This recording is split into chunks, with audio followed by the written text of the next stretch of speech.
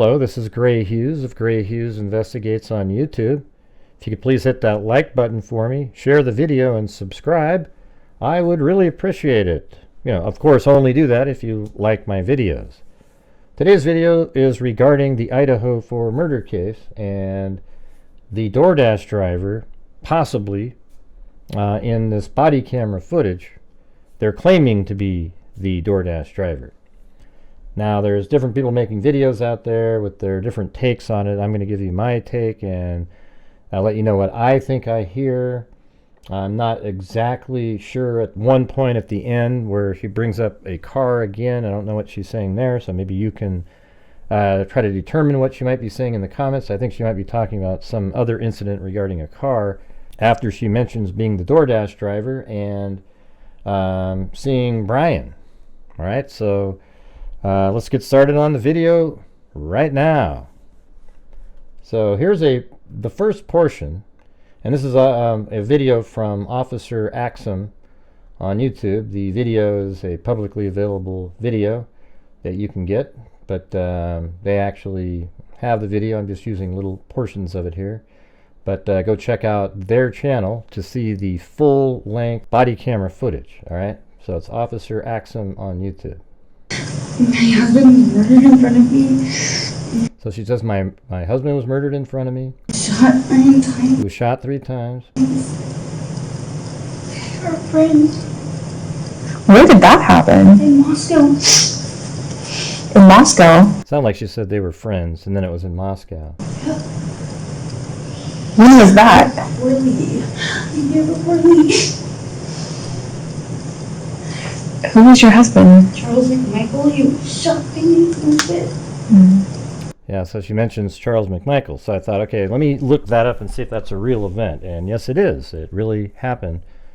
So it says a magistrate judge, I have an article off to the side here, has ruled there's enough evidence to merit a trial for a Moscow man charged with murder in connection with the shooting death of an acquaintance.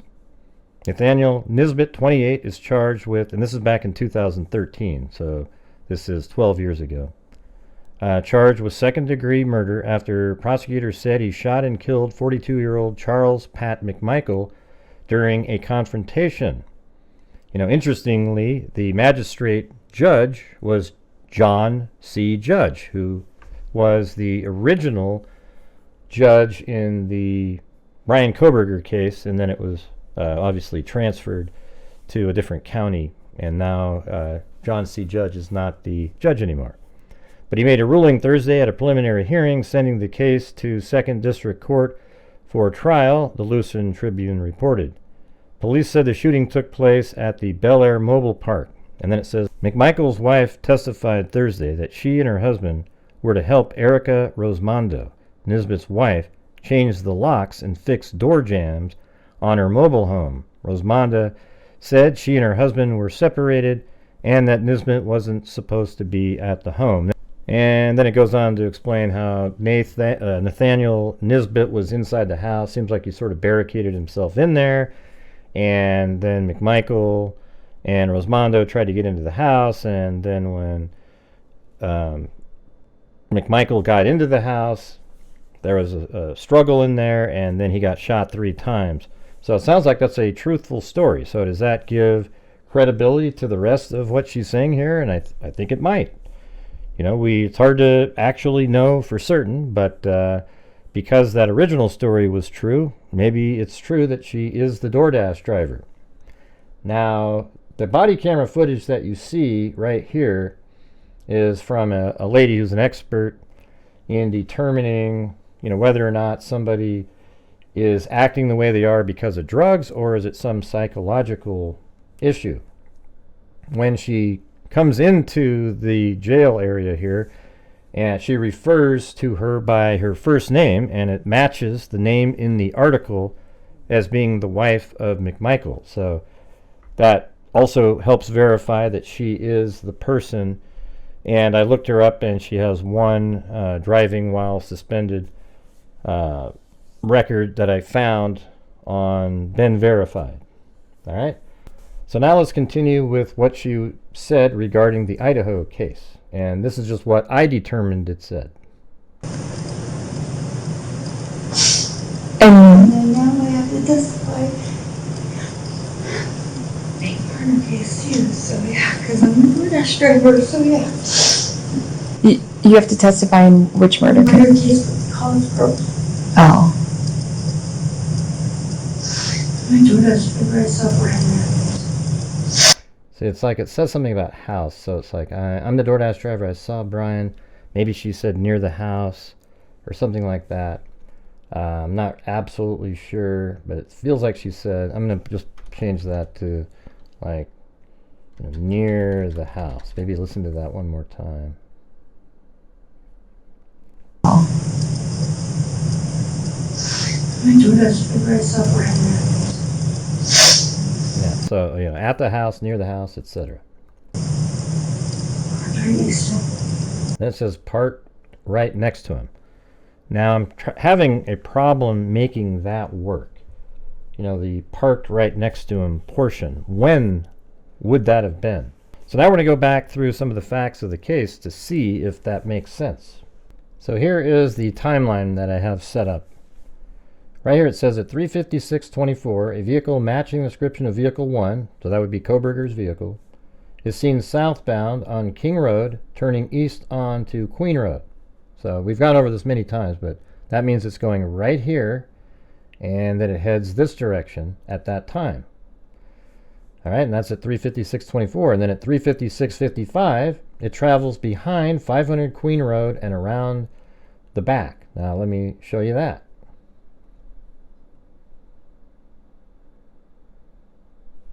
And let's just kind of zoom in up here. You can see the time. There it is, 3:56:55. Here it comes.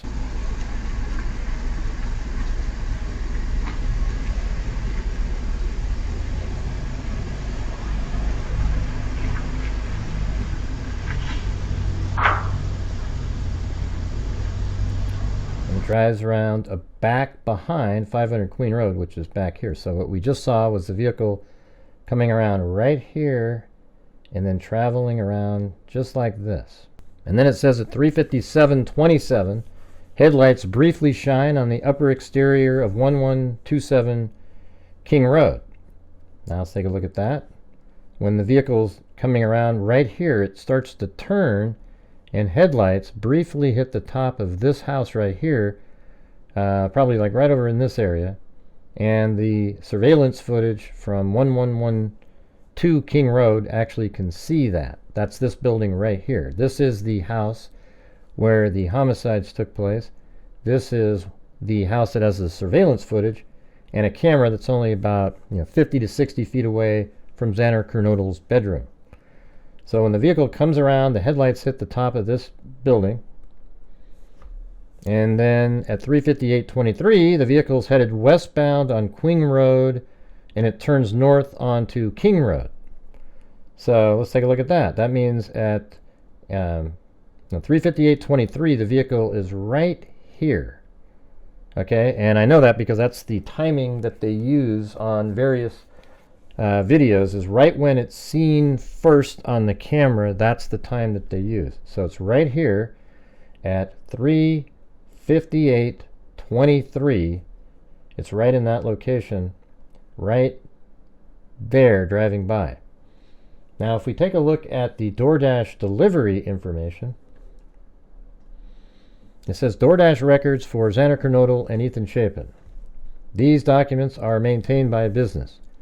The state would seek admission of the documents pursuant to IRE 803. The state may rely on the attached record, State's Exhibit S9, and that's the sort of fuzzy looking blurry information that's down here. That's their Exhibit S9 from DoorDash regarding a delivery to 1122 King Road on November 13th, 2022 at 3:59 a.m. This particular evidence provides a timeline of events for Xander Kernodle before the homicides and corroborates state witnesses' testimony.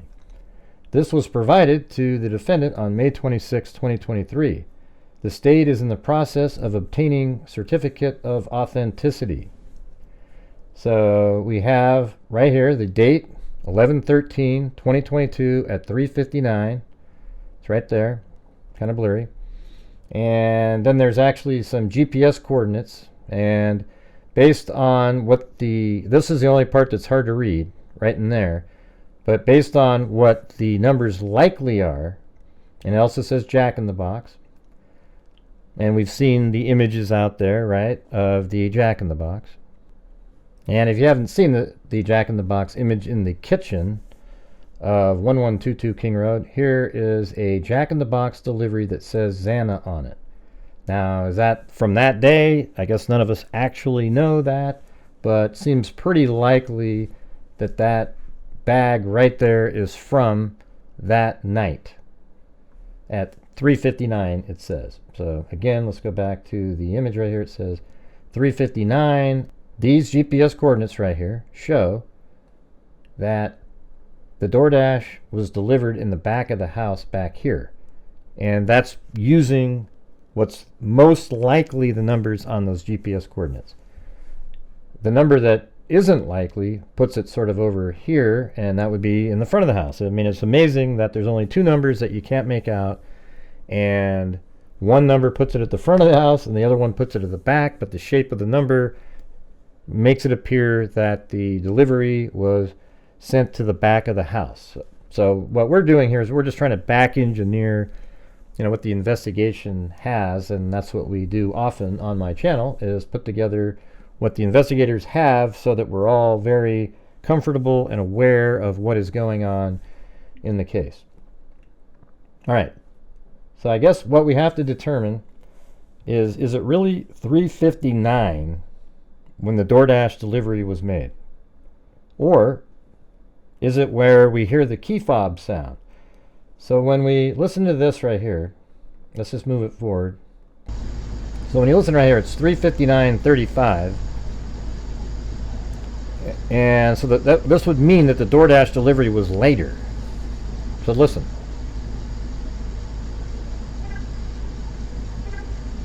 Two of them. And then there's like 30 seconds later where you hear the key fob again, or the key fob, affecting the car to make it honk. The use of the key fob.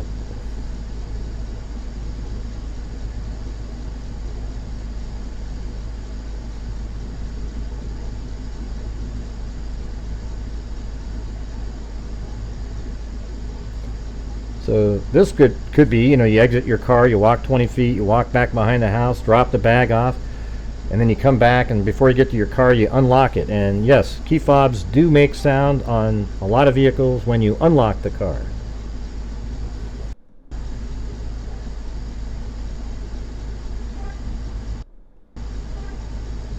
And see right there is at 4 o'clock and 27 seconds, where I think I was talking over it in the prior segment there, but it's at 4 o'clock and 27 seconds. So it goes off about 45 seconds prior to that.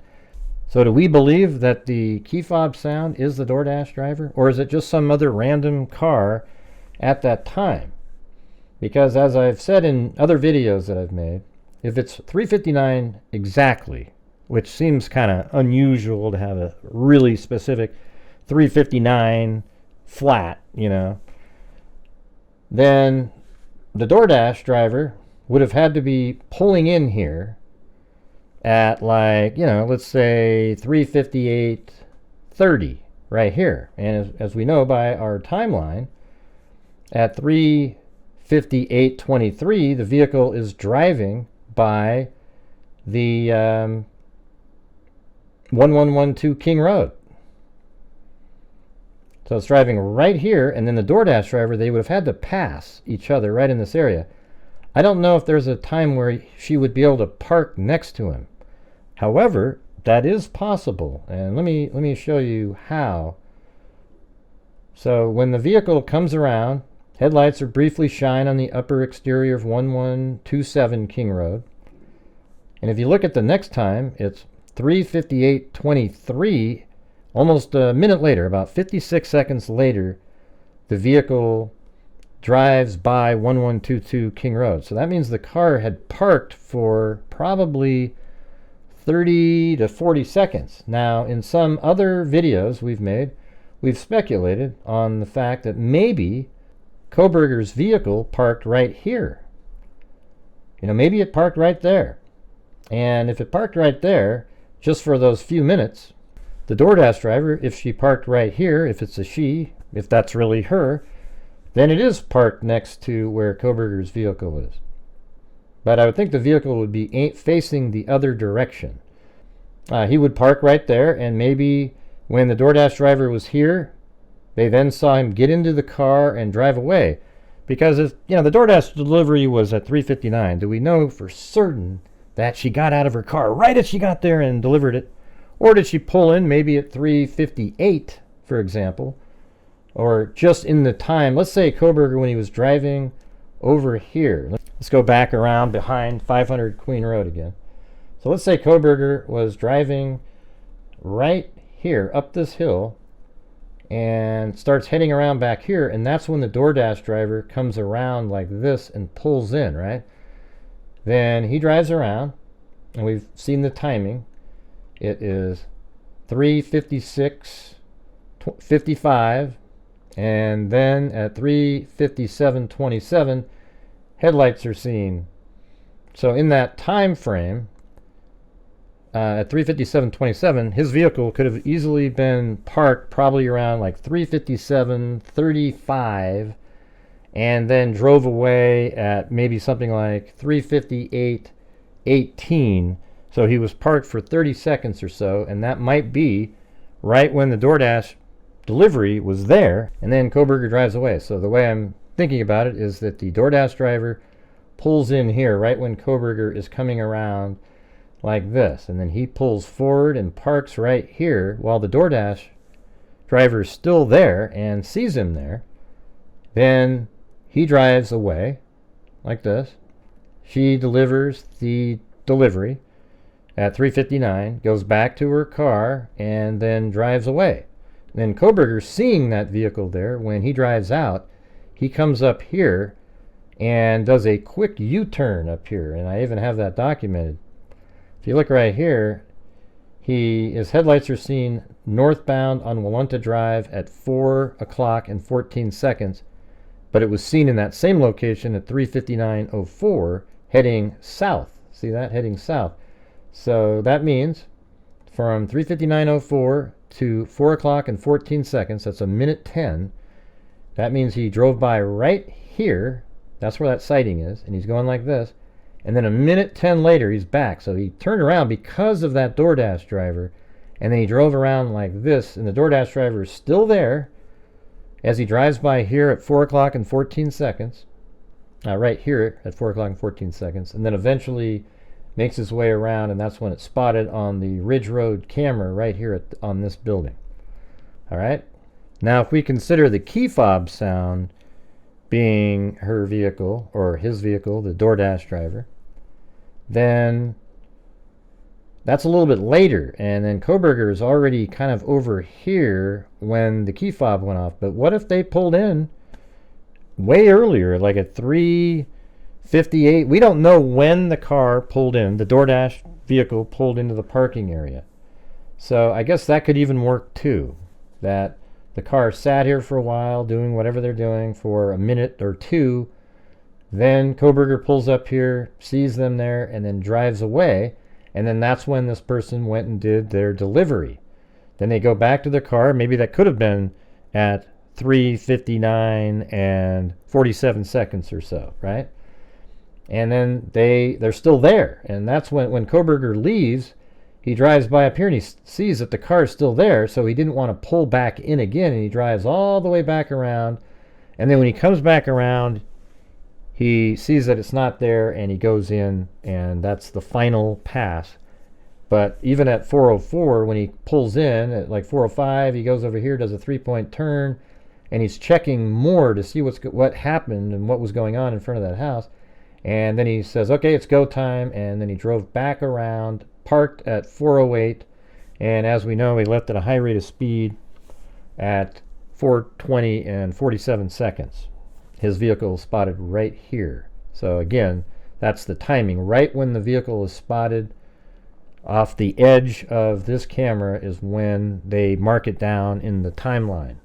At 4:20 and 47 seconds, the car is at a high rate of speed leaving, and we've all seen those videos from the Dateline episode. So there's people out there suggesting that she saw him get out of his car and, change clothing and do all this different stuff, and I just don't know when that would have ever been. I do not believe she was still sitting there at 4:08, but I guess anything is possible. Like if she was still parked here, she delivered it. I don't know if the car had pulled in here at 4:08, that Kohberger would have gone into the house if the vehicle was still there, but who knows? He went in there anyways, even though he knew somebody had just shown up there, so he might have. But I guess it's possible at 4:08 if she was still parked in front of the house and Kohberger parked right there and she witnessed his blood spatter mitigation outside of that vehicle. That would be pretty significant, but it seems not very likely that she sat there for 8 or 9 minutes after she delivered the food, but anything is possible, all right? So let me know in the comments what you think. I will play the audio of what she said again here, and see if you can tell me what this portion at the end is saying as well. So let's play it again, this portion. Car accidents, rapes, abuse. Okay. So right there, I don't know what she's saying right there. Something like, there's a car and, it's just really mumbling. It's hard to tell what the words were right there, all right? And I will play the portions just related to the Kohberger case right now. And And now I have to testify. Big murder case too, so yeah, because I'm a Doordash driver, so yeah. you have to testify in which murder Murder case? case with the college girls. Oh. My Doordash driver, I saw it right there. Right next to him.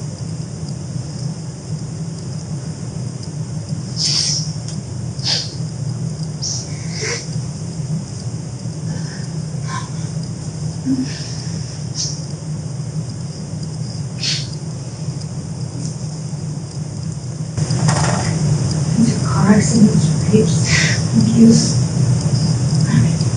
Okay. So you think it's all of those issues that... All right, well, thank you all very much for watching. Make sure to let me know in the comments section what you think was said and what you think about my overall analysis of what may have been going on. I would really appreciate it. Hit that like button, share the video, and subscribe if you like the video. So again, thank you for watching, and as I always say, until next time, be safe out there.